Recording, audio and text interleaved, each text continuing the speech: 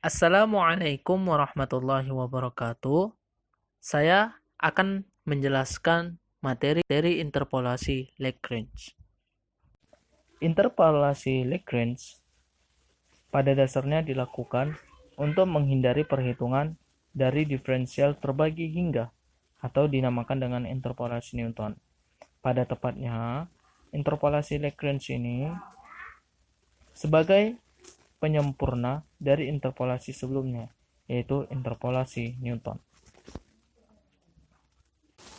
Interpolasi Lagrange juga membuat sebuah fungsi pendekatan tanpa harus menurunkan berkali-kali dengan menggunakan fungsi pendekatan polinomial dan juga dengan menggunakan jumlah titik yang fleksibel tergantung pada orde yang ingin digunakan.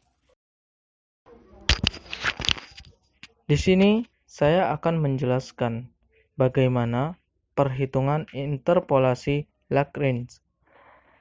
Perhitungan interpolasi Lagrange dapat digunakan dengan menggunakan rumus Fn x sama dengan sigma dengan batas n i sama dengan 0 Lix dikali Fxi.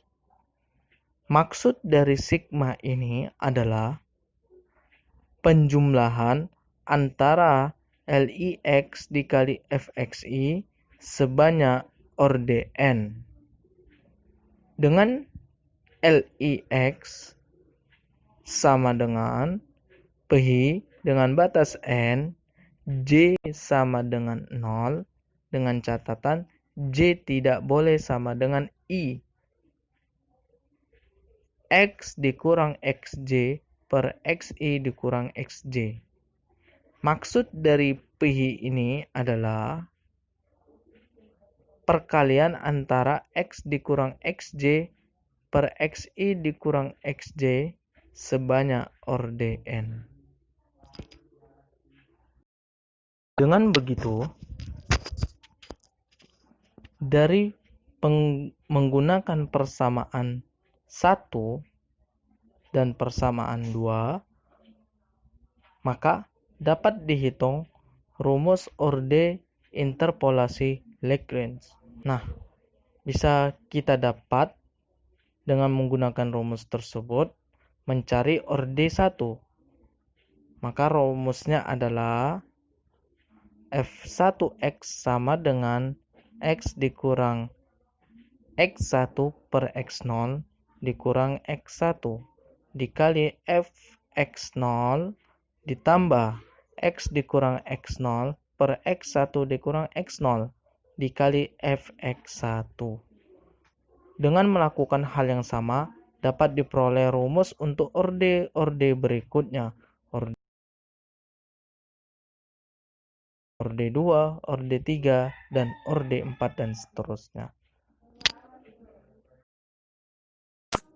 Baik, kita masuk ke contoh soal interpolasi Lagrange orde 2. Diketahui data sebagai berikut, ada 4 data, yaitu X sama dengan 1, Y sama dengan 3, X sama dengan 4, Y sama dengan 5, X sama dengan 7, Y sama dengan 9, X sama dengan 10, Y sama dengan 16.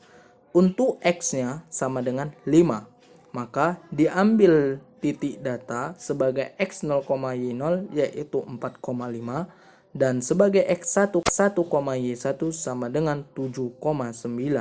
Kenapa 4,5 dan 7,9?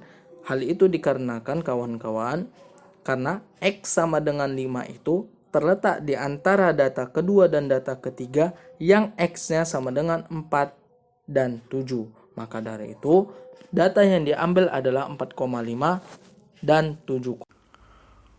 Untuk mencari nilai Y, langkah awal kita harus mengetahui berapa L0 dan L1-nya dengan menggunakan rumus Li sama dengan Pi dengan batas N, batas J sama dengan 0, J tidak boleh sama dengan I.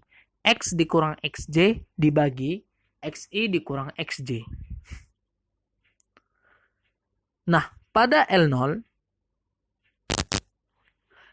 I-nya itu sama dengan 0. Karena I sama dengan 0, maka J tidak boleh sama dengan 0. Karena titik pendekatannya X0, Y0 dan X1, Y1, maka XJ-nya itu sama dengan X1. Karena J tidak boleh sama dengan 0. Sedangkan XI-nya adalah X0. Sehingga L0-nya sama dengan X dikurang X1 dibagi X0 dikurang X1.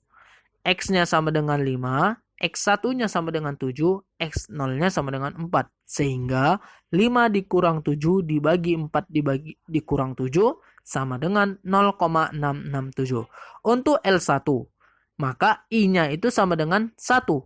Karena I sama dengan 1, maka J tidak boleh dengan 1. Karena titik pendekatan X0, Y0 dan X1, Y1, maka XJ-nya itu adalah X0 karena J tidak boleh sama dengan 1. Sehingga XI-nya itu sama dengan X1. Maka L1 sama dengan X dikurang X0 dibagi X1 dikurang X0 sama dengan 5 dikurang 4 dibagi 7 dikurang 4 sama dengan 0,333. Sehingga Y sama dengan L0 kali Y0 ditambah L1 kali Y1.